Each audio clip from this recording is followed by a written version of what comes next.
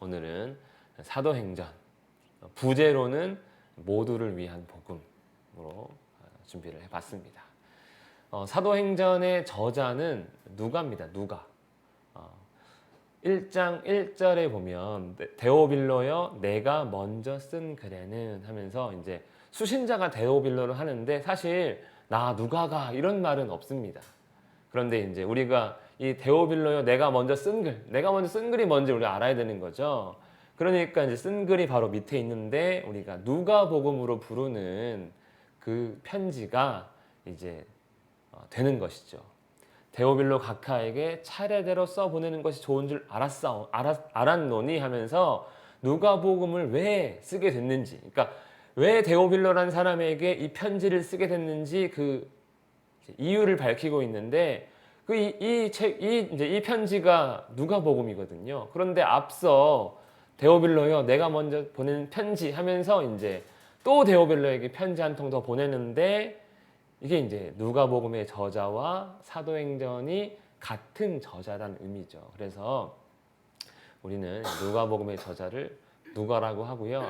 사도행전의 저자를 누가복음 때문에 이제 누가가 더 확실하게 되는 것이고, 그래서 어떤 사람들은 사도행전을 누가복음의 속편이다 이렇게 이제 이해하기도 합니다. 즉 누가복음이 예수님에 대한 것이라면 그 예수님이 어떻게 하다가 이렇게 전파됐냐는 거예요. 우리가 태어나 보니까 이 땅 가운데 교회가 있잖아요. 근데 우리나라 전통 종교가 아니잖아요. 그러면 이 교회가 어떻게 여기까지 왔지? 이런 궁금증을 갖는 사람들은 정말 드뭅니다. 드물지만 네. 그 궁금증을 가지면 이제 교회 역사를 돌아갈 텐데 그 초대교회 역사가 기록되어 있는 거죠. 어떻게 하다가 교회가 로마에까지 있게 되었는가? 뭐 이런 어떻게 하다가 이 교회라는 것이 전 세계에 세워지게 되었는가? 이런 글에 대한 것이 이제 사도행전의 내용입니다. 그래서 누가는 어떤 사람인가?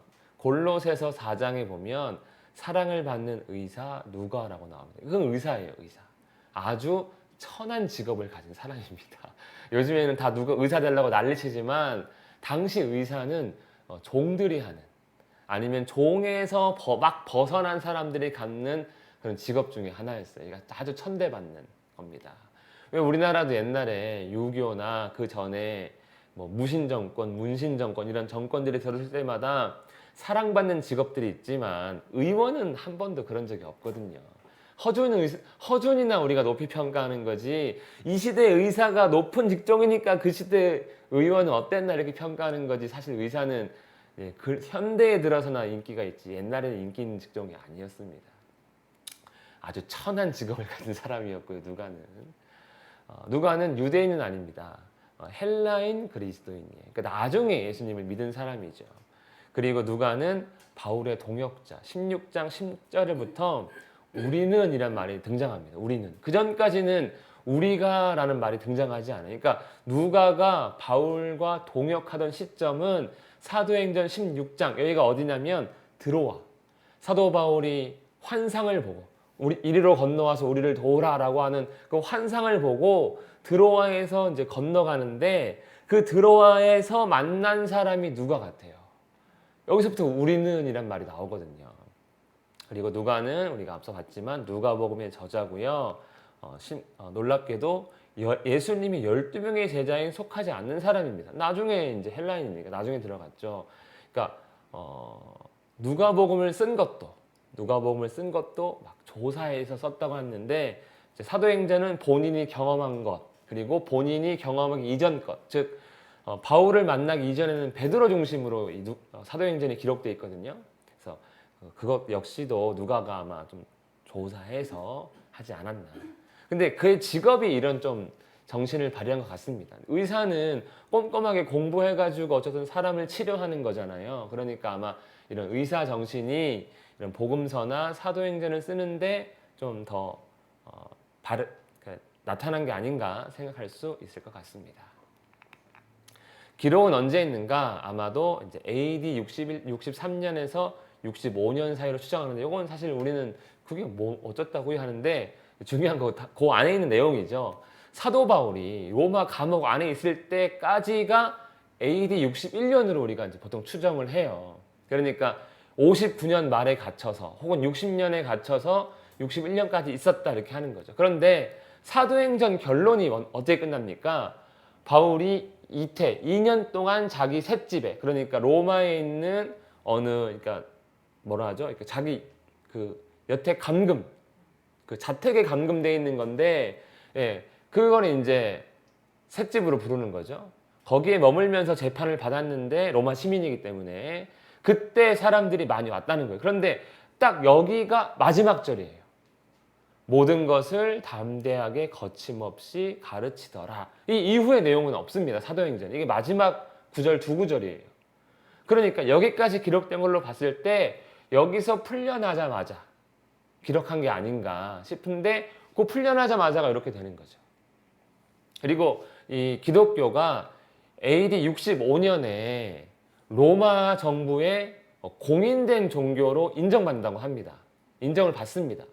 네로가 핍박하기 전이고 정부에서 공인된 종교로 인정받았는데 그런 내용이 없기 때문에 65년 전일 것이고, 그리고 예루살렘이 AD 70년에 성전이 무너지면서 함락되거든요. 로마의 장군에게. 그런 내용이 없는 걸로 봐서 역시도 그 전에 기록됐을 가능성이 크다. 왜냐하면 지금 복음이 이렇게 핍박받는 내용도 들어가 있기 때문에 그런 중대한 역사적인 일들이 있다면 누가 입장에서는 반드시 기록했을 것인데 그게 없는 걸로 봐서는 이제 요때다 요때. 그래서 뭐 중요한 내용은 아니지만 누가가 경험한 것까지가 요 안에 들어가 있는 거구나 이렇게 이제 그냥 생각하시면 되고, 그래서 이 배경을 공부하는 이유는 사실 그 말씀을 더 잘 이해하기 위해서잖아요. 그러니까 뭐 예루살렘 함락이나 뭐 당시에 핍박이 없었던 때가 이제 때까지다라고 추정할 수 있는 것이죠. 독자는 1차적으로는 아까도 잠깐 봤지만 데오빌로입니다. 데오빌로여, 내가 먼저 쓴 글에는 무릇 예수께서 행하시며 가르치시기를 시작하신부터, 이게 이제 누가복음 아닙니까? 그리고 이제 그 다음 이야기가 이제 더 있습니다라는 거죠. 아마 데오빌로가 이제 호칭을 데오빌로 각하라고 합니다. 여기서는 데오빌로인데 누가복음 보면 데오빌로 각하 이렇게 하거든요.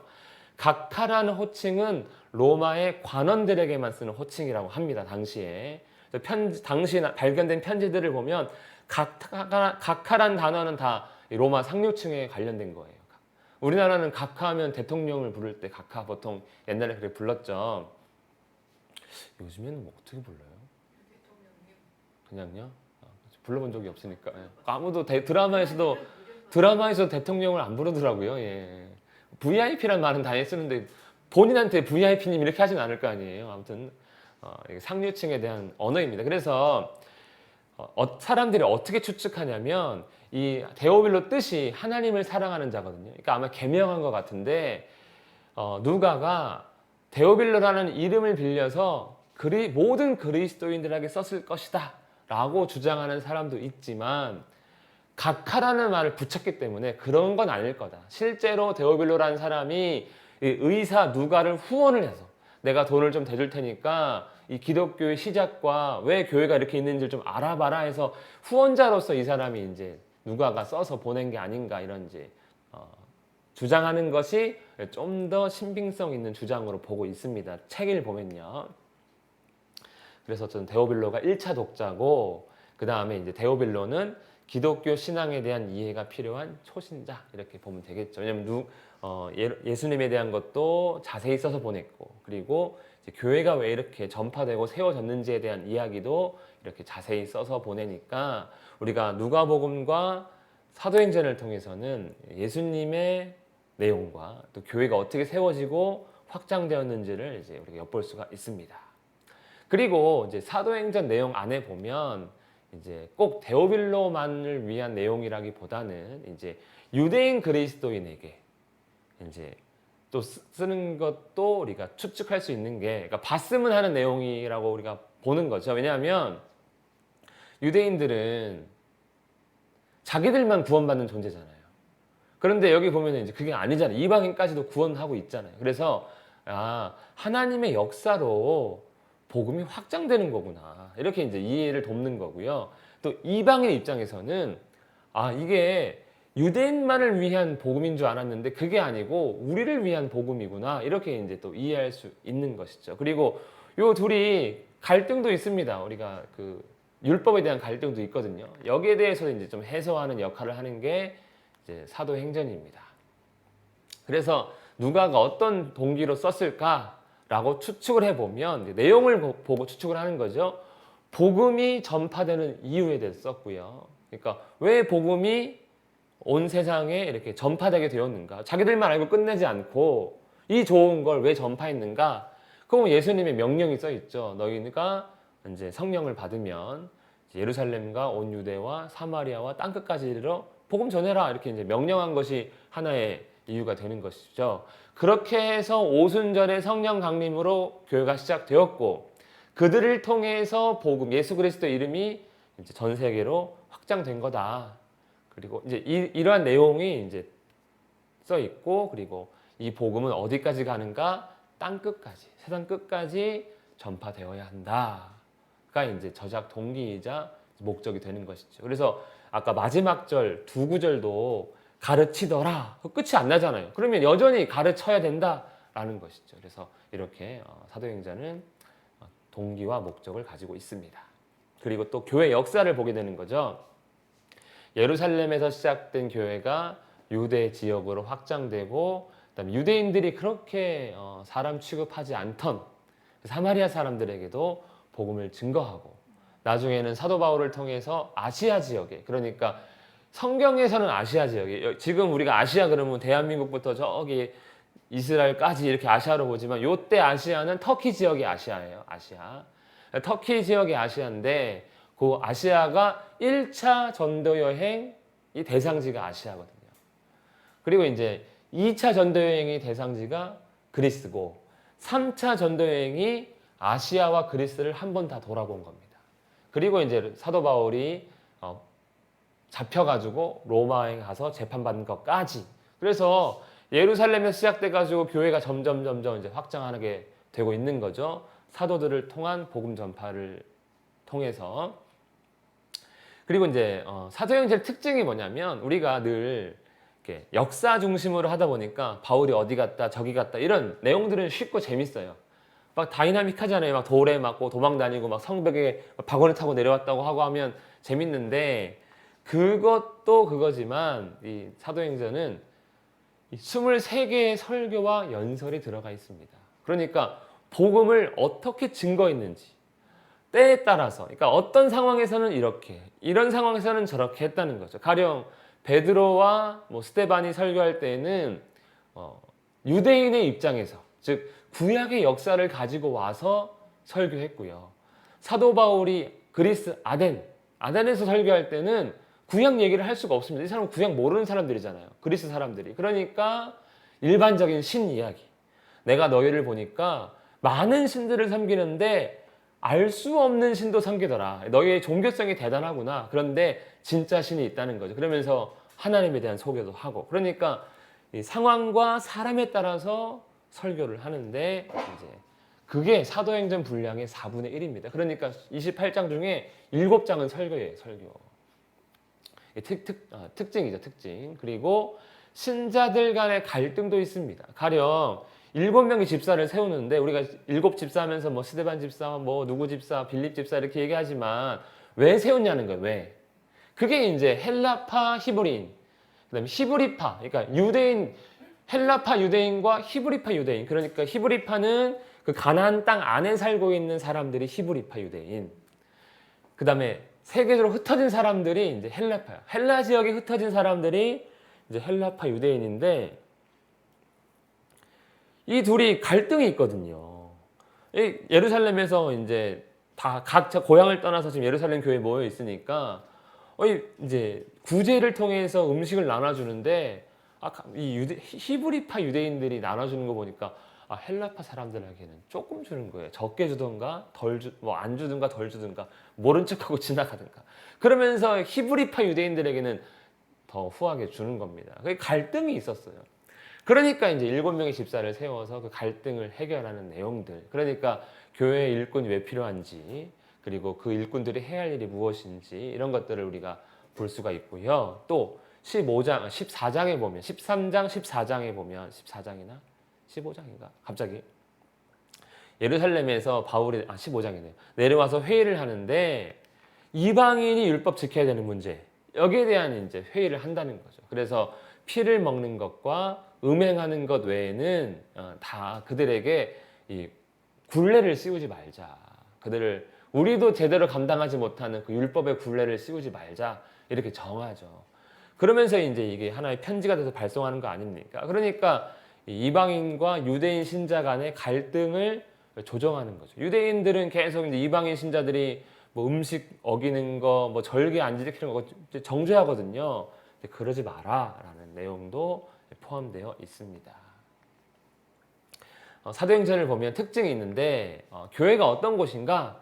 말씀과 기도 중심이라는 거예요. 다른 거는 이제 일체 신경 쓰지 않습니다. 뭐 이벤트를 한다든가 뭐 그러진 않아요.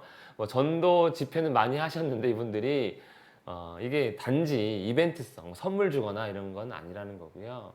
아무튼 말씀과 기도가 교회는 중심이 되어서 돌아가고 있고 그리고 그 안에 이제 구제와 교제가 있고요. 그 다음에 제자들은 예수님 같습니다. 복음서에 나타난 예수님의 모습이 그대로 이제 제자들에게서 볼 수 있죠. 병 고치고 귀신 쫓아내고 죽은 자 살리고.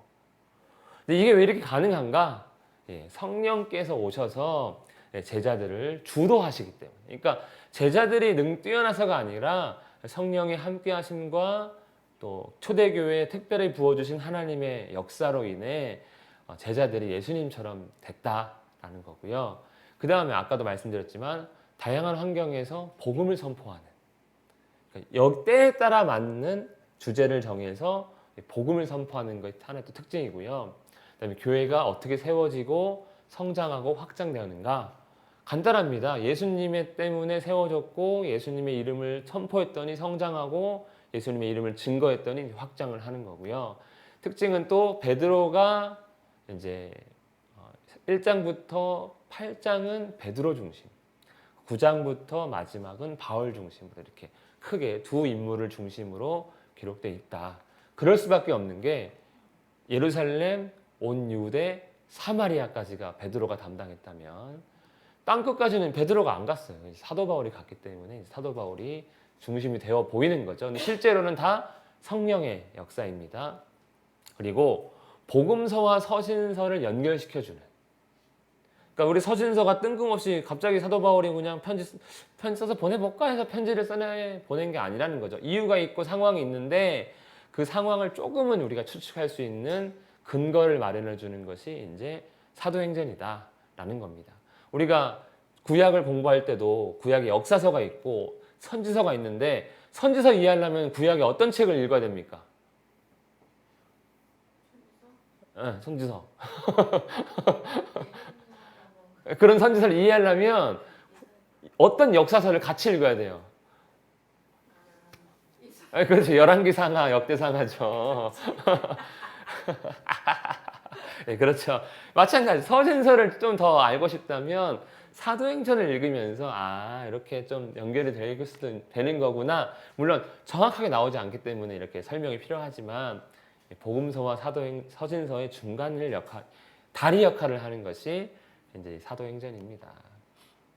그래서 개요는 1장은 이제 어떻게 복음이 어떻게 우리가 증인이 되었는가, 제자들이 어떻게 복음의 증인이 되었나. 그래서 예수 그리스도의 복음과 증인 그리고 성령 강림 교회가 시작되고요.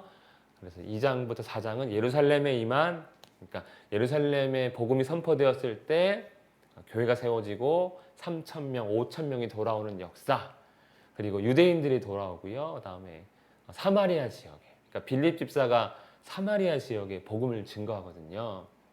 그때 이제 또 사마리아 지역에 나타난 복음의 역사 그리고 또 9장부터 사도 바울이죠.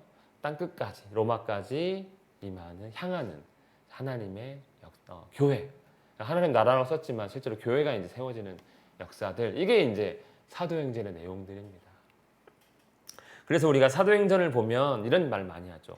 초대교회로 돌아가야 됩니다. 초대교회로 돌아가야 됩니다. 이런 역사들이 나타나니까 아니면 우리도 나타나면 얼마나 좋겠습니까? 뭐 굳이 뭐 힘들게 뭐 복음 전할 필요 없. 뭐 기적 빵빵 터지면 사람들이 안 오고 백입니까? 예, 궁금해서라도 오게 되는 거죠. 초대교회로 돌아가자 하는데 요거만 보면은 돌아가고 싶지만 우리가 로마서부터 싹 읽어보면 굳이 꼭 돌아갈 필요는 없다라는 것도 보이는 거죠. 교회 안에 갈등이 엄청 심각하거든요. 그러니까 좋은 것은 취하고 이렇게 해서는 이렇게 하면 교회 갈등이 일어나는구나 이런 것들을 이제 알아가면서 우리가 교회 안에서의 사역들을 감당해야 할 것입니다. 그래서 마지막으로 좀 정리한다면 이거 잘 안 보이시죠? 네, 죄송해요. 네, 이제 보여요? 네. 제가 생각 없이 이걸 했는데 확대를 해놔야 되는데 이거는 나중에 하면 되는 내용은 첫 번째가 이제 예루살렘이고 예루살렘에서 이제 복음이 증거될 때가 AD 30년 예수님께서 부활하시고 40일 동안 같이 있다가 승천하셨거든요. 근데 예수님 돌아가시는 날이 6월절이잖아요. 그리고 다음 부활한 날이 초실절이고 초실절부터 50일 뒤가 이제 오순절이거든요. 그러니까 예수님 돌아가시고 50일 뒤에 성령이 임해가지고 예루살렘 교회가 시작된 거예요. 금방 차이가 없죠. 바로 시작됐죠. 그게 이제 AD 30년으로 보고 유대 지역으로 이제 복음이 전파됩니다. 그때 이제 7 집사가 세워지고요. 스데반이 죽습니다. 스데반 죽고 난 다음에 이제 빌립 집사가 사마리아 지역에 복음을 증거하고 그때 스데반이 죽을 때 사도 바울이 옷 맡은 자가 되었다고 했거든요. 그러니까 그걸 감독하고 있었어요. 스데반이 어떻게 죽나 감독하고 있는데 그때 했고 그 다음에 사마리아로 복음이 증거되고 그리고 이제 사도 바울이 어떻게 회심했는가 회심 이야기가 나오고 그 다음에 이제 사도 바울을 안디옥 교회에서 부릅니다. 그러니까 안디옥 교회가 부르다기보다는 이 바나바라고 하는 바나바가 이제 초대교회에서 중요한 역할을 감당하죠. 그가 예수님의 제자는 아니었으나 바나바가 이제 그러니까 바울과 예루살렘에 있는 사도들의 중간 역할을 하면서 바나바가 사도 바울을 불러서 안디옥 교회에서 협동 목회를 하다가 이제 기도하는 가운데 바울을 파송하는 게 이제 땅끝까지 돼가지고 안디옥 교회에서 바울 파송해서 처음에가 터키 지역 갈라디아라고 합니다. 그 지역을 갈라디아에 다녀오고 그리고 나서 보니까 이방인들과 유대인들의 갈등이 생긴 거예요. 율법을 지키냐 마냐. 그래서 15장에 예루살렘에서 회의를 하고요. 그 다음에 이제 이 회의를 마치고 돌아오면서 편지를 갖고 오는 거죠. 사도들은 다 사인한 편지. 이방인들에게는 율법의 굴레를 매이지 마라. 단 음행과 그리고 피 먹는 것만 금지다. 이렇게 이제 하면서 2차 전도 여행을 시작하는데 사도 바울은 원래 갈라디아 북쪽 지역을 이제 가고 싶어 했어요. 근데 성령이 방해해서 어디까지 가냐면 드로아까지 갔다가 드로아에서 건너오라는 환상을 보고 하나님의 부르심이구나 하고 건너갑니다.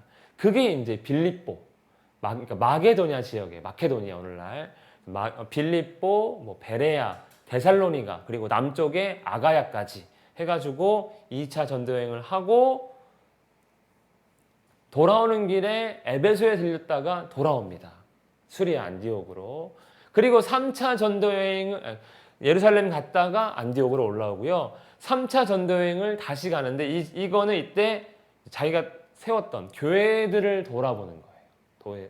그게 3차 전도여행입니다. 그러니까 전도를 했다기보다는 이제 교회를 돌아봤고 그리고 이제 전도한 것은 에베소에서 3년 동안 두란노 서원에서 전도했다 했잖아요. 그게 이제 에베소 지역입니다. 그리고 거기서 전도하면서 이제 사도행전에는 한 번도 가지 않은 편지가 있어요. 골로새. 사도행전에 보면은 골로새 지역 안 갔거든요. 그리고 그런데 골로새만 안 갔나? 하여튼 생각이 안 나니까 어쨌든 골로새 안 갔거든요. 근데 골로새 교회가 왜 세워졌나 보면은 에베소 인근 도시들이에요. 거기 라오디게아, 골로새 다 그 인근 도시들입니다. 그래서 아마 두아란노 서원을 통해서 그 주변 지역이 복음을 들었겠구나 하고 이거 마치고 예루살렘으로 갑니다. 성령께서 이 허리띠 주인이 잡힐 거다 했는데 그 허리띠 주인이 바울이었거든요. 그거 알고 있었지만 가서 잡혀서 재판받다가 원래 가이사에게 상소를 하지 않았으면 그냥 풀려났을 텐데 죄가 없으니까. 상소하는 바람에 이제 로마로 가는데 일부러 한 거죠. 로마로 가기 위해서. 그러면 배 태워줘 공짜로 얼마나 좋습니까? 편하게 로마로 가서 이야기가 끝나는 것이 사도행전의 전체적인 내용입니다. 그래서 우리는 다른 것도 똑같이 다루겠지만 제 마음은 능력이 되든 안 되든 제 마음은 그 사도들의 설교, 그다음에 7 집사 중에 이제 2명의 집사가 한 설교, 베드로의 자기 간증 뭐 이런 내용들을 조금 더 마음은 깊이 좀 있게 지금까지 그런 내용들을 사실 잘 다루지 않았었으니까 그래서 그 내용들을 좀 함께 다루려고 합니다. 그래서 사도행전의 중심 말씀은 이거죠. 오직 성령이 너에게 임하시면 권능을 받고 예루살렘, 유대, 사마리아 땅끝까지 이르러 내 증인이 되리라. 이 말씀대로 사도행전이 딱 진행이 된 겁니다. 근데 핵심은 이거 같아요. 권능.